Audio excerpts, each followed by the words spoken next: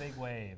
The big old wave. Goodbye to this show, but not until after we give you highlights and show you what's going on in the spring sports playoff. We got state tournaments happening last week and this week. It's an exciting time as the high school season's coming to an end. The high school and schools are coming to an end. And Sports Den. Yesterday and tomorrow. Well, today and tomorrow. And it's Sports Den. Coming to an end. Yeah, coming to an end. It's a sad day for those loyal viewers, our mothers, and a few miscellaneous stragglers who happen to be channel flipping or watching on YouTube. Thanks for watching. We appreciate it. We'll see you next year. Bye. Wait for the end of the show for the final.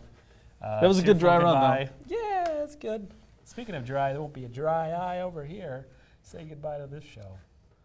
Anyway, highlights. Plenty of playoff highlights. Plenty of playoffs. Did someone say lacrosse?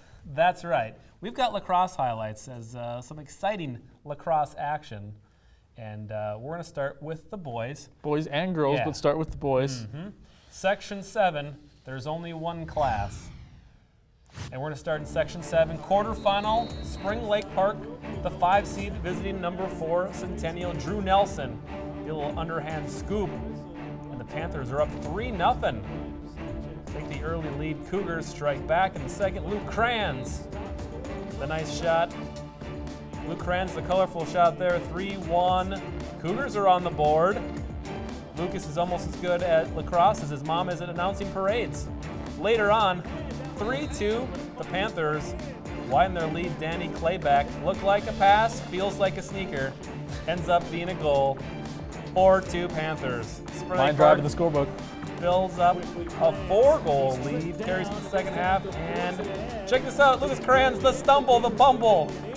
The tumble as the ball goes into the goal, 5-hole, 10-7. Boy, going down to the ground like Bumpy the Clown. That's the best play of the week nominee. Might be the best goal you see in the next 5 seconds. That was spectacular. Oh, but wait. Drew Nelson answers going down to the ground, and the no-look behind the back. He tops it. Look at this. That is pretty. Drew Nelson, another play of the week nominee. Coming to a sliding halt. The no-look turnaround over the shoulder goal. And after that, Panthers win 11-7. They advance to the semifinals. Last year when we played them, it was a tough loss and we really needed the win. I was extremely happy when we got the win. I don't know, there's not much to describe my feeling right now. I saw Jeff just sneak away from his defender by the crease. I was like, all right, I'll try the pass. It just didn't go the way I thought it would. Bounced right in net. I mean, I'll take it. Panthers had to face the 1-seed Rebels in the semifinals. Champlin Park got on the scoreboard first. Ryan Ingram makes it 1-0. Rebels take the lead. Panthers trying to bounce back. Some terrible conditions there, but playing through. That was actually the 2-0 goal. Drew Nelson then scores to make it 2-1. Plenty of Drew Nelson for the Panthers on these last 2 highlights. He had a big season for Spring Lake Park. Then it's McCabe Staria off the feed from Nelson in close to the net, ties it at 2. However, went downhill pretty fast from there for the Panthers, starting with Brock Pekulski for the Rebels, scores the first of 13 unanswered. That's still in the first quarter. Then we go late to the third. One of those goals, Anthony Donato, eventually a 15-2 win for the Champlin Park Rebels to move on to the finals. In the finals, Blade, 2 seeds taking on that number 1 seed, Champlin Park, undefeated. They lost them earlier this year. Blade gets off to a nice start. Tanner Jones opens up the scoring, 1-0 Bengals. Nice goal going top shelf. I love organic peanut butter. So does Grandma. So does Tanner Jones, and the Bengals take the lead. Then they go up 2-0. They expound on that. John Hickey makes it 3-0. Bengals off to a great start.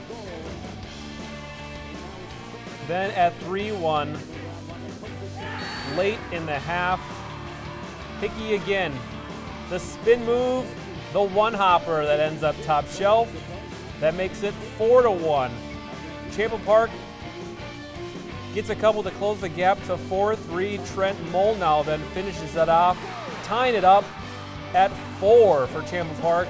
They come back to tie it. Teams traded goals. We are tied at 5. Just a minute 20 to go. The Bengals dig deep. Ridge Gerads.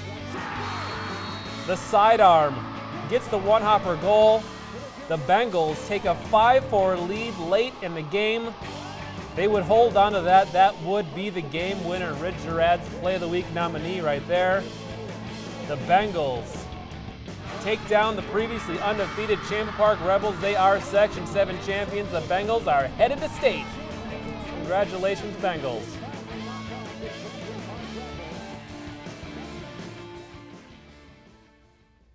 I was just in the crease and I saw Tanner with the ball and I was just calling for it. It was a good feed and I just rolled and I shot hoping it went in and it did. It's amazing. You know, this is going to help us for next year and the years after that for the kids that are sophomores and all that. It's great. It's awesome. And I feel good for Coach Swartz since it's been 7 years actually. And it's just wonderful to see him make it there finally. And then in the championship, you just saw the highlight. Bengals get the 6-5 victory. The 2 seed beats the 1 seed, and the Bengals go on to state.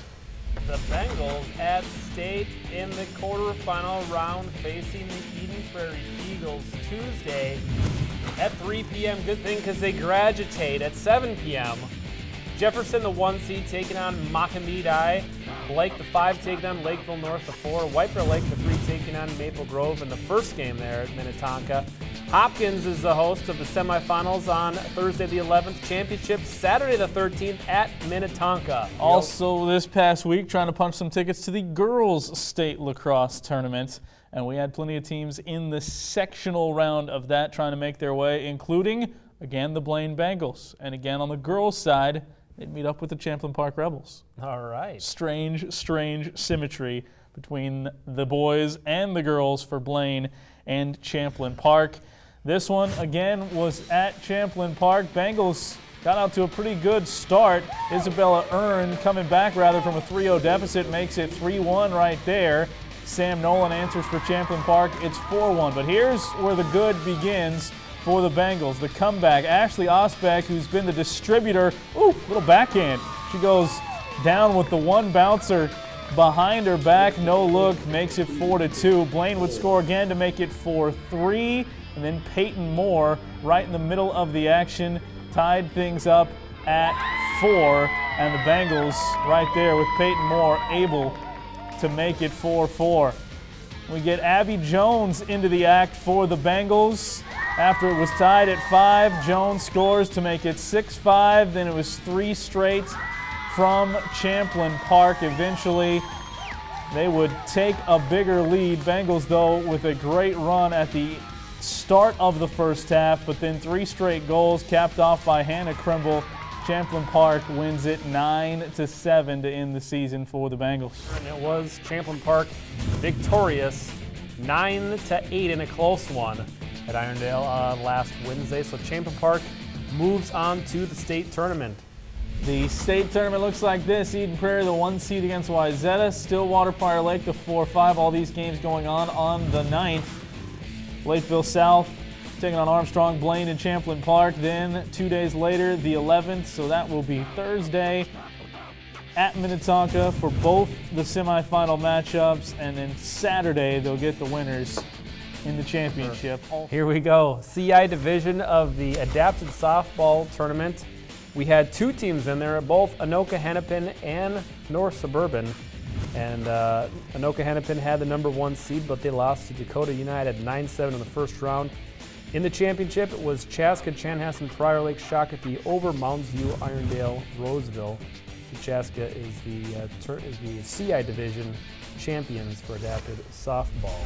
In the PI division of adapted softball, we had Anoka Hennepin also in as the 1 seed. They got victories in the first rounds over Osseo, beat Dakota United in the second, and then beat Rochester in the finals 11-5. And for Anoka Hennepin, that's their first ever title in the PI division of softball. They've been in the title game 4 times and finally get over the hump and get that victory, an undefeated season for Anoka Hennepin. And that Mustangs team had some all-tournament participants making the all-tournament team. Kai France, sophomore, Joey Mannion, sophomore, and Tyler Azell, a freshman. So the future looks bright for the Mustangs as well. All right, it is time for a break. But before that, Matt wants to know. What does Matt want to know? Why, Matt wants to know. He's excited about MLS soccer. He loves him some Major soccer. League soccer coming, but he wants to know the current franchise that's in Minnesota. What's their nickname? What do you call the mascot of Minnesota United FC? What would their mascot be? That's what he wants to know. We know that award-winning logo they've got. That's a big Is that a hint? hint? Right there. That's a Wow. big, solid hint there. Whew. I didn't tell you what it was. but Hints and you know. highlights, that's what Yeah. we do. Let us know. We'll announce the winner come August. All right, 763-231-2809 or sports@northmetrotv.com. We'll wait with bated breath. Tennis happened last week as well, More June 2nd playoffs. and 3rd. Just state tournaments abound this past week here. So Mounds View wins the Class 2A title over Elk River. And then of note in the AA singles, well, Toby Boyer won. Always a bridesmaid, never the bride. He was a runner-up the last 2 years. Toby Boyer, Forest Lake, takes the title this year. He is the winner. And then Hunter Krebsbach of Mounds View, younger brother of Sierra Krebsbach, who used to work for us. Got to give him the shout out to the Krebs She went out to box. Utah, but her brother's still playing tennis for Mounds View, so he's a senior. Congratulations to Hunter. In the doubles, I certainly never made the state tournament for tennis. Me neither. Rosa and Mason of Eden Prairie win the doubles championship over Toffler and Illick of Minneapolis Washburn. Always interesting sectional tournament, given the double elimination platform. Lots of games for teams. You definitely need arms. You need a lot of pitchers to survive the tournament. And last week we saw Blaine and Centennial play each other, and we saw highlights from actually 2 weeks ago now. Right. From that game, the tournament still going. went on. It still went on. It's done now. But Right. let's get you up on what happened this past week, starting with last Wednesday's Blaine, number 5 seed taking on number 6 seed Coon Rapids at the new CHS Field where the Saints play. And now Section 5-3A, Blaine. Zach Rustad lines a single, scores Tyler Reichenborn, 1-0. Blaine still in the top of the 3rd here. 1 out, Blake Germain, his grounder. It's a ground out, but guess what? We call that an RBI. Run comes home, 2-0 Bengals. We move to the 5th. Blaine up 2-1, deep fly ball from Ben Beckman. It is caught for an out, but guess what? It's deep enough, and that's another RBI on the sac fly. Scores a run, 3-1 Bengals with the lead. 1 by 1 they come. Germain again with an RBI, single through the left side, and that's another run in. 4-1 Bengals lead. Brewstead on the mound. He was lights out. Striking out Cardinal after Cardinal after Cardinal. In the 5th and the 6th, all the way into the 7th. You don't see a lot of complete games from high school pitchers, but you're going to see it here, finishing it on a strikeout.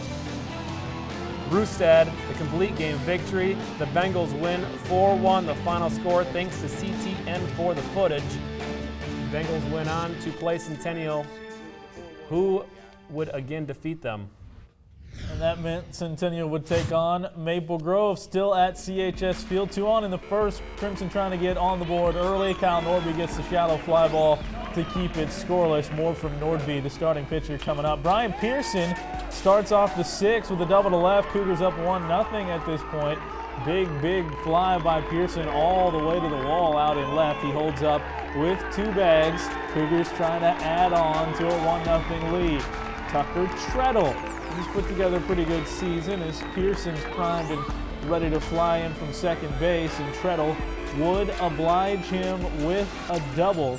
The Centennial Cougars, boom, left-handed hitter goes the other way, and in comes Pearson to make it 2-0.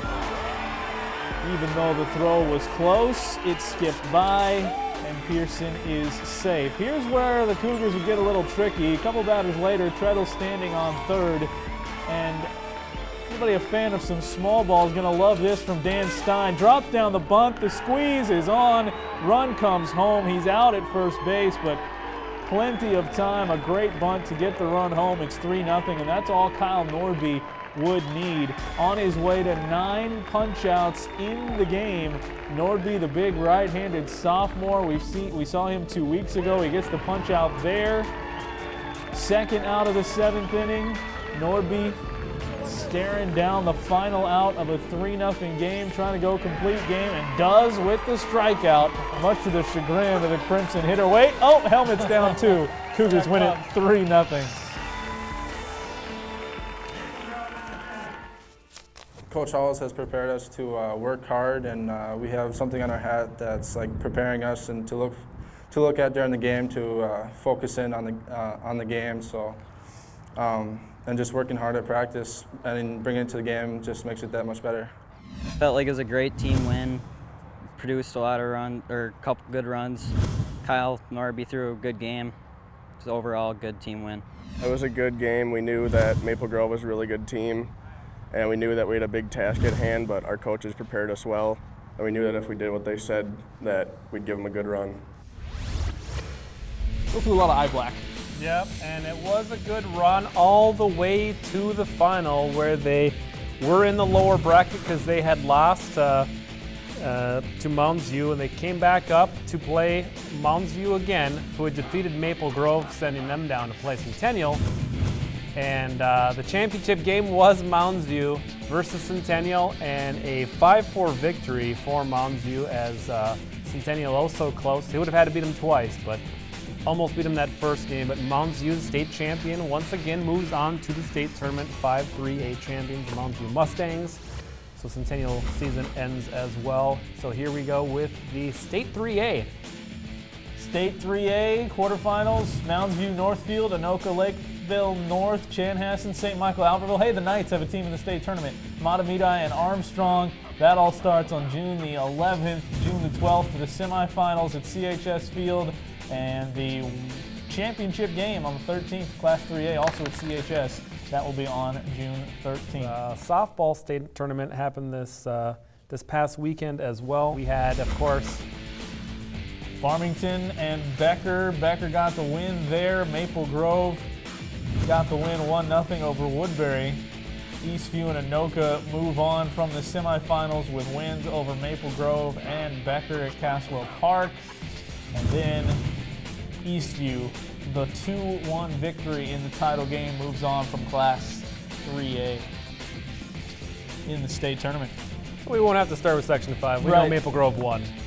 But congratulations to Anoka for getting to the final before just barely losing to Eastview. The Anoka Tornadoes, runner-up for 2015. All right. More states. Track and field? Track and field. Track and field. And I think they're still going. There's more to be determined. Most of the events are in the books, but there's still a little bit to be determined. But individual results, Logan Nelson of Blaine, we know him as a standout wide receiver for Blaine. He's fast. In the 100-meter run, he is fast. Also Darian Brown in the 200, 800, Nathaniel Jacobson of Blaine, and then the 4x100 relay getting third. And 4x200 as well, placing, and Kyle Hocker in the high jump. But wait, there's more. We also know that in the triple jump, Mitchell Shack, fourth shot put, Clint Lockwood finishing second in discus, Stephen Thompson of Centennial, the big left tackle, ninth there in the discus, and Blaine racking up a pretty good amount of team points as well. Finishing up 10th in the team standings there with 29 points. Centennial down the bottom half of 59. Wayzata takes the lead. Takes the win rather. Eden Prairie and Hopkins 2 and 3 right now as things stand. They haven't taken the win yet. Right. Yeah. Either Wayzata or Eden Prairie is going to win. We know that for sure. But there's still a couple events I think they still have to get in the books. I think weather delayed some of the events through 22 events. Right. So we'll find out who won shortly. I'm sure they'll resume that hopefully today. There's nothing on the high school league website, but I'm pretty sure they'll finish it today. For the ladies, Jessica Baseflug, all about that Baseflug in the 800 meters, finishing 10th there. In the 100-meter hurdle, Alexandra Williams of Blaine. The 4x200, the Speedy Ladies of Maple Lindsay, Marciniak, and Morgan. And 4x800 relay for Centennial. Long jump, Alyssa Nebo also recording a great long jump as well. Shot put, Sharon Miller, 4th in the shot put. As Blaine also got a lot of points in the girls team competition, finishing 12th for the girls. Well, not finishing, I think there's still a couple events. They're through 23 events for the girls. And Centennial 14 points right now. Lakeville South with the lead overall in the team competition, 49.5. Look who's in second. St. Michael Albertville. Wouldn't you know it? It's the year of the night. Indeed. We got some tee times for day 1, which is Tuesday. For Spring Lake Park, Molly Cinco teeing off at noon. Rochelle Purzel at 12:09. Allie Guzzi at 12:18. Ellie Rogers at 12:27. Every 9 minutes apart if you haven't caught on. Erica Olson at 12:36 and Allie Schultz of Spring Lake Park at 12:45. We also have an individual, Caroline Andrews of Blaine, teeing off at 1:12 for the ladies. And for the boys, Caleb Vanaragon. I'm pretty sure I pronounced that wrong. Vanaragon. 8:24 on Tuesday morning. Should they advance any of those golfers, they'll be golfing on Wednesday. Bunker Hills, support your golfers. Pretty decent chance you'll see a Panther. The yes. odds that they've got going. Coming out of the woods there. Call the Minnesota DNR if you see. I meant a Spring Lake Park Panther, but at thank Bunker you, Hills. Captain Literal. You betcha. All throughout the year, coaching captains. Hopefully we'll have time to air the Blaine Trap Shooting Coaching Captains, a sport this year. Blaine Trap Shooting, please enjoy.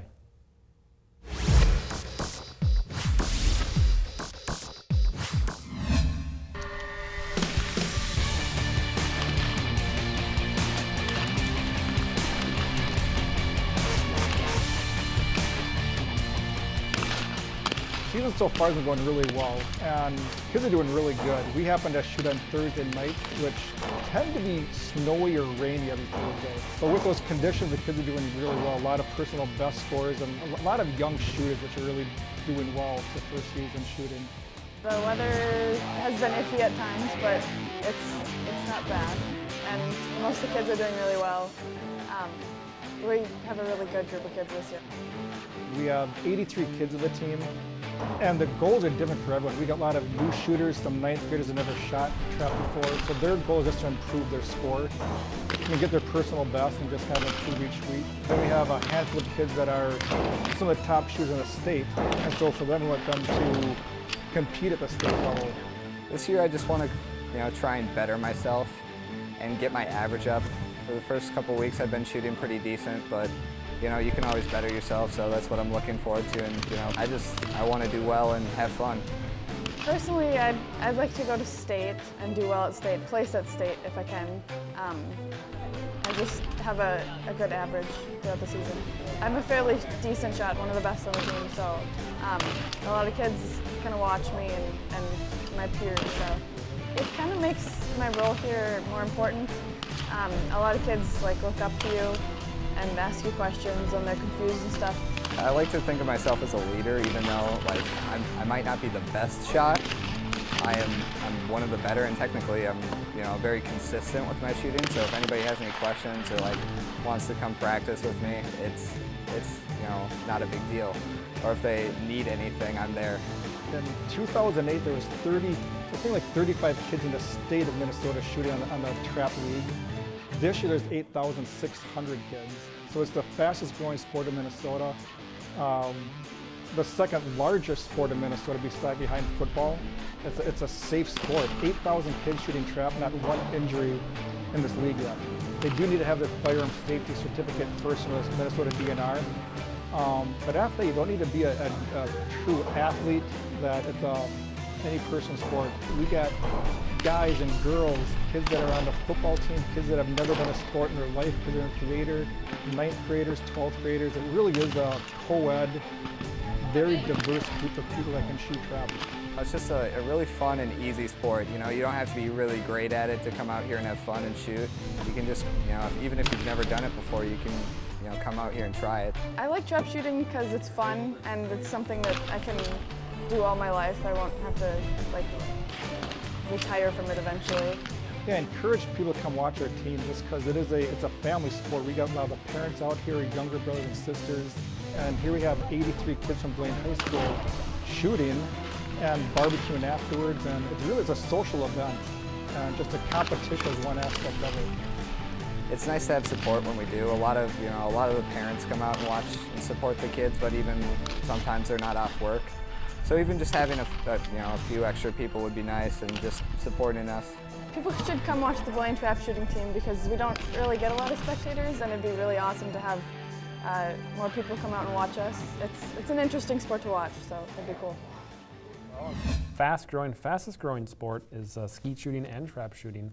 And we also have one for Centennial. We don't have time for it on the show, but you can watch it online along with all of our coaching captains. We've done the spring season along with the fall and winter. You can go to our website and go to the Sports Den page. Also go to our YouTube channel. We have a playlist of the coaching captains. Get some popcorn and watch a lot of coaching captains. Spring Lake Park Girls Golf.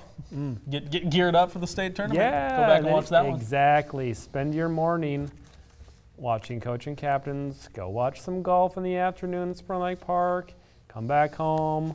Maybe watch some other Sports Den. If you're desperate, go ahead and do that as well. So this is the season finale, but before we wrap things up, our Athlete of the Week this week. Athlete of the Week this week comes from the Blaine Bengals. Tanner Jones had an outstanding run through the section tournament, 8 goals and 4 assists for Jones in the section tournament. Wrapped it up with back-to-back games with 2 goals in the semifinals against Andover and in the finals against Champlin Park. A big reason the Blaine Bengals boys lacrosse team, easy for me to say, is headed to the state tournament. So Tanner Jones, take a bow, our Athlete of the Week. Yeah, and take a T-shirt if you don't mind. Blaine, I'll give him a Sports t-shirt. Den T-shirt, Yep. Get one. Don't take the Centennial one. No, you could, but why would you? Yeah, that'd be weird. All right, time for Plays of the Week. A lot of lacrosse. Not synchronized. Lacrosse. Starting with girls lacrosse, and Ashley Onspec, usually the distributor. They talked about just get where Ashley can get you the ball. Well, this time the ball went to the back of the net from Ashley. A good little scoop, no look, and that'll go in every time. Numero dos. It's Luke Kranz in the section quarterfinal, going down to the ground like Bumpy the Clown. But as he's going down, the ball goes between the legs of the netminder. And that's a fun goal right there. Bumpy couldn't do that. Whoop! There it is. Insert Dinsmore sound effect here. We have that in the system, Dinsmore sound effect. Seconds later, Drew Nelson, same game, goes down, and everybody thought this one was better, so it's number 1. Pretty impressive, down to a knee, taken down by a stick, and the no-look finish for the number 1 play of the week. Bouncing whoop right there. Whoop, I don't know, I think Christy Kranz might think the other one was better. That's true. There's an argument there. All right, so thanks for watching Sports Den this year. A record 35 episodes. We didn't mention that at the beginning of the show. We forgot. It was a record. But we did it the last 2 weeks, so you knew if you were watching. You knew. And so thanks for watching. Thanks to all the coaches and parents and the Baker's dozens of fans. We appreciate. Go to NorthMetroTV.com and go and support your teams. See you in the fall. Go Panthers. Go Bengals. Go Cougars.